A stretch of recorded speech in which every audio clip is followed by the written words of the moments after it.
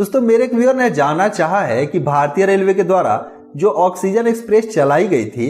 उसमें diesel locomotive का प्रयोग क्यों किया गया था। तो दोस्तों रेल यात्रा के दौरान अगर आपने ऑक्सीजन एक्सप्रेस पर गौर किया होगा तो उसमें अधिकतर जगह डीजल लोकोमोटिव देखने को मिले होंगे, या जहां कहीं भी इलेक्ट्रिक लोकोमोटिव लगा होगा उसके साथ एक डीजल लोकोमोटिव जरूर लगा था। तो आखिर यहाँ पर ऑक्सीजन एक्सप्रेस के साथ डीजल लोकोमोटिव क्यों लगाया गया था, तो चलिए इसे विस्तार से समझते हैं। दोस्तों इस क्वेश्चन का जवाब समझने से पहले आपको यह जानना पड़ेगा कि इस ऑक्सीजन एक्सप्रेस में जो ऑक्सीजन टैंक को ले जाया जा रहा था उसकी प्रॉपर्टीज क्या थी। तो दोस्तों भारतीय रेलवे के द्वारा कोरोना काल में जब चारों तरफ ऑक्सीजन की किल्लत होने लगी तो प्लांट से सीधे हॉस्पिटल तक ऑक्सीजन को पहुंचाने के लिए भारतीय रेलवे ग्रीन कॉरिडोर बनाकर इस ऑक्सीजन एक्सप्रेस की शुरुआत की थी।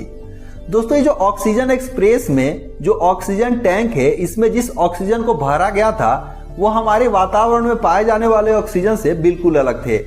हमारे वातावरण में जो ऑक्सीजन पाया जाता है वह प्योर ऑक्सीजन नहीं होता है, लेकिन इसके अंदर जो ऑक्सीजन था वह प्योर ऑक्सीजन था। लेकिन प्योर ऑक्सीजन को भी इसे दूसरे रूप में मॉडिफाई कर दिया गया था।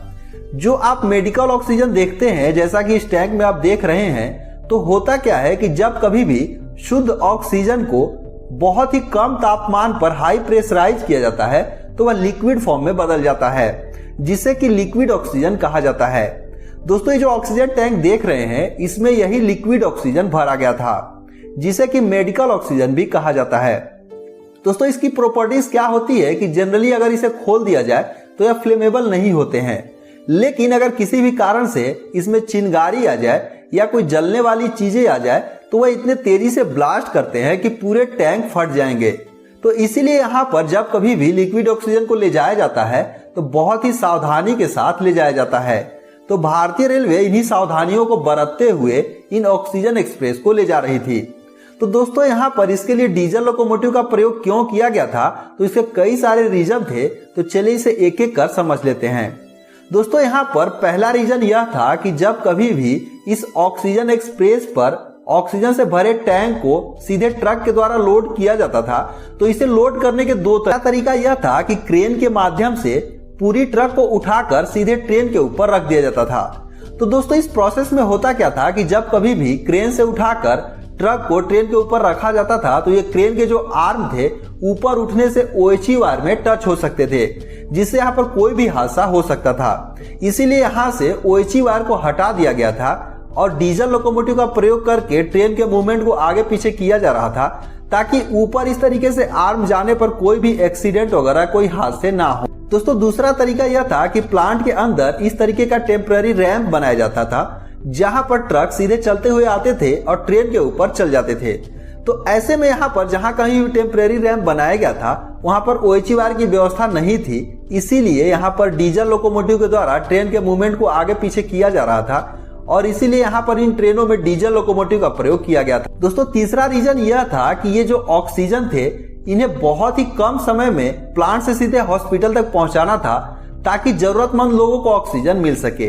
इसके लिए हमारे भारतीय रेलवे में जैसा कि आप सभी को पता होगा कई सारे रूट ऐसे हैं जो कि डीजल वाले होते हैं और कई सारे रूट ऐसे हैं जो कि इलेक्ट्रिफाइड होते हैं। तो जब कभी भी ट्रेनें डीजल से इलेक्ट्रिक या इलेक्ट्रिक से डीजल वाले रूट पे जाती हैं तो लोकोमोटिव को चेंज किया जाता है, जिसमें यहाँ पर काफी समय की बर्बादी होती है।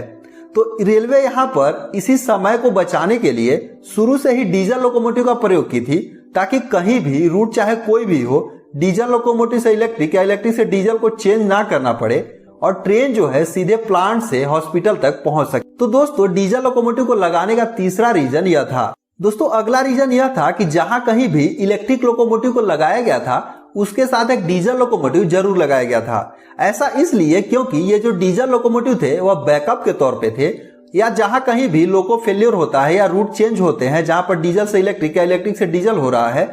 तो यहाँ पर लोकोमोटिव को चेंज ना करना पड़े और कम समय में ये जो ऑक्सीजन एक्सप्रेस है प्लांट से सीधे हॉस्पिटल तक पहुंच सके। और इस तरीके से यहाँ पर इलेक्ट्रिक लोकोमोटिव को बंद करके डायरेक्ट डीजल लोकोमोटिव को चालू कर दिया जाता था और ट्रेन कंटिन्यू चलते रहते थे। दोस्तों एक सबसे इंपॉर्टेंट रीजन यह था कि जो इलेक्ट्रिक लोकोमोटिव होते हैं वो जब चलते हैं तो उनके पेंटोग्राफ से चिंगारी निकलती है और ये चिंगारी ये जो टैंक है इसके संपर्क में न आए, इसीलिए यहाँ पर उसके पीछे एक डीजल लोकोमोटिव को लगाकर और एक तरीके से आप यहाँ पर देख सकते हैं खाली वैगन को लगा दिया गया था ताकि कोई भी चिंगारी वगैरह न आए, जिससे कि कोई यहाँ पर हादसा ना हो और ये जो ऑक्सीजन एक्सप्रेस है सही सलामत पहुंच सके। तो दोस्तों इन सभी रीजन के चलते ये जो ऑक्सीजन एक्सप्रेस थी इसमें हर जगह आपको डीजल लोकोमोटिव देखने को मिले।